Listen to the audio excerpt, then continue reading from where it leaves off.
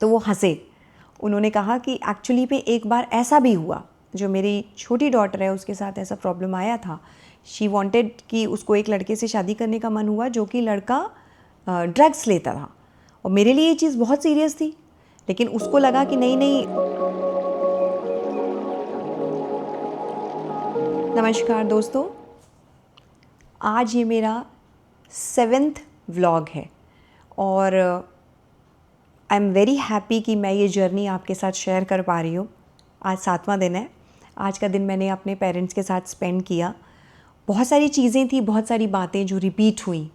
क्या होता है कि जब हम फ़ोन के थ्रू अपने पेरेंट्स के साथ बात करते हैं तो फिर जब फिज़िकली मिलते हैं तब भी काफ़ी सारी चीज़ें सेम रिपीटेड होती हैं, बट वो जो फीलिंग होती है साथ बैठ के टाइम शेयर करने की और एक दूसरे को सुन पाने की, वो जो इमोशंस फ़्लो करते हैं वो हर बार नए होते हैं। बातें हो सकता है किससे फिर भी कॉमन हो, ऑफ्ट रिपीटेड हो, बट फिर भी कुछ चीज़ें ऐसी निकल के आती हैं उनके बचपन के बारे में, उनकी लाइफ के बारे में, जो कभी पेरेंट्स हमसे शेयर ही नहीं करते। क्योंकि जब पेरेंट्स हम बच्चों को ग्रो करते हैं ना, तो मोस्टली हमेशा बच्चे के बारे में ही होता है, ऐसा बहुत कम होता है। हम लोग जब बड़े हो रहे होते हैं तो इट्स ऑलवेज़ अबाउट अस, हम क्या महसूस कर रहे हैं, हमारी लाइफ में क्या चल रहा है, हमको उनसे चाहिए होता है, and we keep on taking उनसे लेते रहते हैं।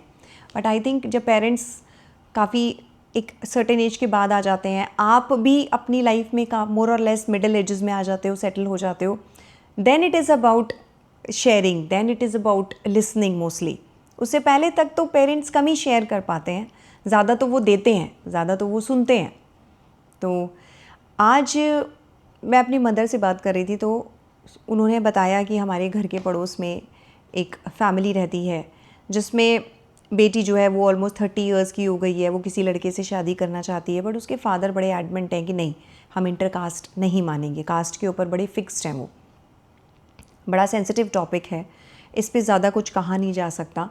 कृष्णमूर्ति को जब मैं पढ़ती हूँ तो बहुत कुछ कहते हैं वो तो मैरिज को ही बोलते हैं कि why do you want to marry at the first place. अभी मुझे अपने लिए ऐसा नहीं लगता है कि मैं ऐसे बोल सकती हूँ why do you want to marry. मुझे ऐसा लगता है कि हम सबके अपने अपने रीजंस होते हैं for entering into a relationship with anybody. जब मैं देखती हूँ कि पेरेंट्स में और बच्चों में फ्रिक्शन हो रही है, तो मुझे लगता है कि उस फ्रिक्शन को ओवरकम करने के बहुत सारे कारण हो सकते हैं। एक मेरे अंकल हैं जो कृष्णमूर्ति को जीते हैं, आज भी मैंने उनकी लाइफ को देखा है। तो उन्होंने बहुत लंबे समय से, बहुत सालों से, टेंस ऑफ ईयर्स से कृष्णमूर्ति जो बोलते हैं उसको अपनी लाइफ में उतार के जीने की कोशिश की है। और शायद उन्हीं की ज़िंदगी को मैं एक्चुअली में रिलीजियस लाइफ बोलूँगी। मेरे लिए रिलीजियस लाइफ वो नहीं है जहाँ पे आप रिचुअल्स परफॉर्म करते हैं या पूजा पाठ करते हैं या पूरी तरह संन्यास में चले जाते हैं या घर त्याग देते हैं। मेरे लिए शायद रिलीजियस लाइफ का मतलब है कि आप इसी दुनिया में और इन्हीं सब चीज़ों के बीच में, चाहे आप शादी करें चाहे आप अकेले रहें, but you don't quit the world, you be in the world. आप लोगों के साथ रहते हैं और आप अपने आप को ऑब्ज़र्व करते हैं, अपनी चीज़ों को ऑब्ज़र्व कर पाते हैं। तो एक बार मैं उन अंकल से बात कर रही थी तो ये बहुत सेंसिटिव टॉपिक उठा।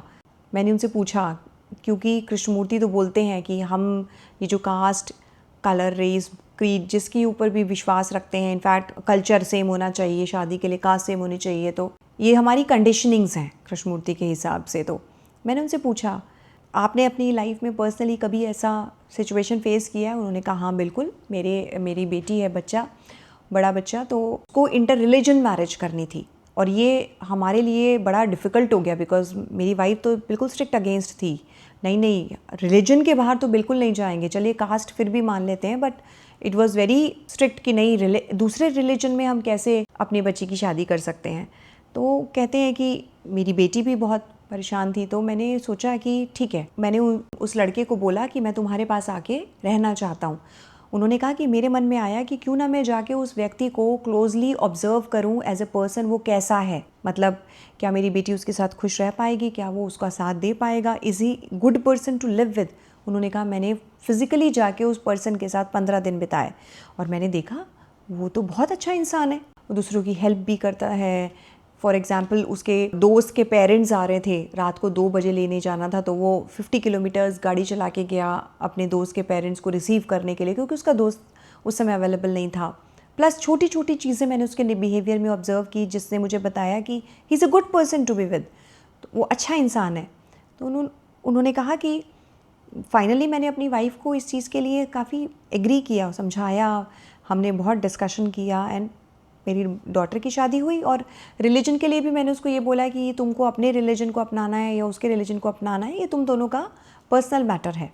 बट मैंने उस इंसान को देखा, मैंने कहा ठीक है बाबा या अंकल, ये तो अच्छी चीज़ है कि आपने रिलीजन वाली बात को एक कृष्णमूर्ति की टीचिंग्स के हिसाब से जिया, लेकिन अगर आपको ऐसा पता चलता कि वो पर्सन एडिक्टेड है या उसके अंदर कोई बहुत बड़ा मेजर फ्लॉ है नेचर को लेके या इन सब चीज़ों को लेके, तब आप क्या करते? तो वो हंसे। उन्होंने कहा कि एक्चुअली पे एक बार ऐसा भी हुआ, जो मेरी छोटी डॉटर है उसके साथ ऐसा प्रॉब्लम आया था। शी वांटेड कि उसको एक लड़के से शादी करने का मन हुआ जो कि लड़का ड्रग्स लेता था, और मेरे लिए ये चीज़ बहुत सीरियस थी, लेकिन उसको लगा कि नहीं नहीं, उसने बोला है वो छोड़ देगा, बट उसका हमेशा ऐसा रहा कि कभी छोड़ा फिर वो दोबारा रिलैप्स कर गया, फिर छोड़ा फिर रिलैप्स कर गया। तो हमने अपनी बेटी को बोला उस केस में कि ये तुम्हारी लाइफ है और तुम्हारी मर्ज़ी है, तुम जैसा भी डिसीजन लेना चाहो, लेकिन हम इसको अप्रूव नहीं कर सकते। और हम तभी अप्रूव करेंगे अगर वो पर्सन अपने आप को वीन ऑफ करता है, डी एडिक्ट करता है, और कम से कम नहीं तो 8 महीने से साल भर तक वो सोबर रहता है। उन्होंने कहा कि ये जब हमने शर्तें रखी तो उसने डिस्कस किया, बट अनफॉर्चुनेटली उस लड़के का एक्सीडेंट हो गया एंड फिर चीज़ें अलग मोड़ ले गई, पूरी चीज़ अलग शेप हो गई। तो लाइफ में डिलेमास होते हैं, ऐसा नहीं है कि चीज़ें इतनी सिंपल होती हैं जब हम इन कॉम्प्लिकेटेड चीज़ों के बारे में बात करते हैं। बट मुझे पर्सनली ऐसा लगता है, और ये केवल और केवल मेरा पर्सनल ओपिनियन है, मुझे ऐसा लगता है कि हम सब कंडीशनड हैं। हम सब अपने कल्चर से, अपने आसपास की चीज़ों से, सोसाइटी से, जहाँ भी हम पैदा हुए हैं, जिनके साथ भी हम पले बड़े हैं, उन सब की कंडीशनिंग का हम पे असर होता है और वो होल्ड भी होता है, हमारे बिलीव्स भी बनते हैं।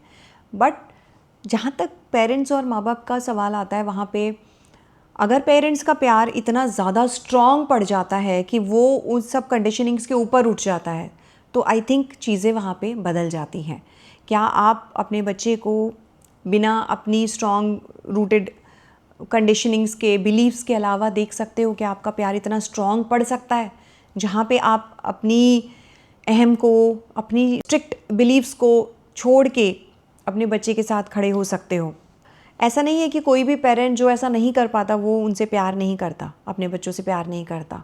बिकॉज मुझे लगता है कि इनहेरेंटली हमारी स्पीशीज़ या हर स्पीशीज़ को ऐसे तैयार किया जाता है कि आप अपनी नेक्स्ट प्रोजनी को दिलो जान से चाहते हो, तभी तो आप उसके सर्वाइवल के लिए अपनी जान तक देने को तैयार हो जाते हो।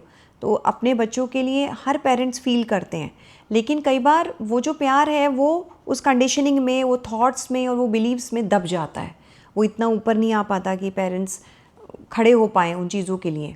उनके अंदर का वो जो इनसिक्योरिटी है और वो डर है, वो ज़्यादा डोमिनेंट हो जाता है, क्योंकि वो प्यार कहीं दब जाता है। बट ऐसा नहीं है कि प्यार नहीं होता, प्यार तो है, बट कहीं ना कहीं वो पेरेंट्स जो हैं उस चीज़ को समझ नहीं पाते।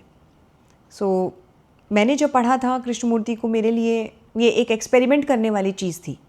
क्या हम अपनी ईगो को, अपने थॉट्स को छोड़कर, क्या अपने प्यार को, जो कि बहुत डोमिनेंट है, उसको ऊपर रख के चीज़ों को देख सकते हैं?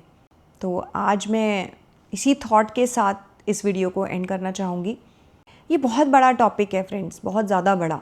इसमें बहुत थाउजेंड्स ऑफ चीज़ें आती हैं, लेकिन चूँकि ये मेरा व्लॉग है और मेरी डायरी है, तो मैं इसमें कुछ अपनी पर्सनल चीज़ें शेयर करना चाहती हूँ जो मैं सोचती हूँ।